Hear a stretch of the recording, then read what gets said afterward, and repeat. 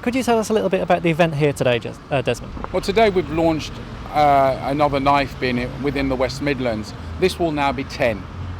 The importance and significance of this particular bin is that it hasn't been funded by West Midlands Police or the Police and Crime Commissioner's Office. This has actually been totally community generated through community partners. Its location hasn't been selected, it's been requested because the local church here, which is Cannon Street Memorial Baptist Church, they want to work within the local community with community partners to promote safer communities and take responsibility and play their role in getting knives off our streets. So how important do you think it is that knife awareness is promoted throughout Birmingham? I think it's massively important because the programme that we run within schools and educational establishments, it kind of highlights the dangers of what's going on. And we enable the children to have a voice and to actually express themselves in what's going on. So we run various activities, but I think one of the big things we have is we have 3 different types of people who have been affected by knife crime. We have a guy Nathaniel, who's part of our team. He actually started the CAT project with Teswell. His cousin was killed in 2003, his 15-year-old cousin Jermaine.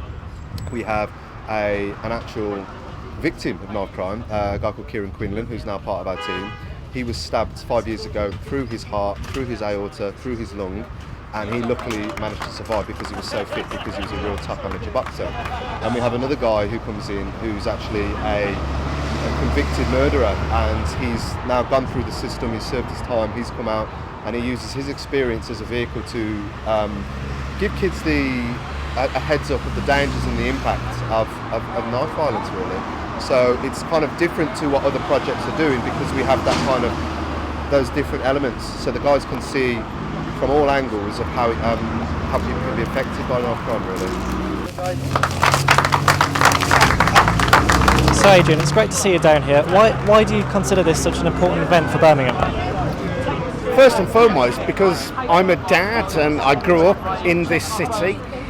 When I went out as a teenager, you didn't really have to think about knife crime. Now as a parent with 3 girls, they're 11, they're 8, they're 8 months old, but the eldest one will be going out soon. I want to be confident that she and anybody she's hanging out with can be safe, and as long as there are knives being used as weapons on the streets of Birmingham and the West Midlands in general, as long as that happens, we can't be safe. We need young people to be able to go out, enjoy themselves without fear. Do you think this initiative is going to really help? I know Birmingham defies the national statistics, it has lower average knife crime than everywhere else. Do you think this will continue the trend? The issue has been raised here of how many knives will be placed in a box like this.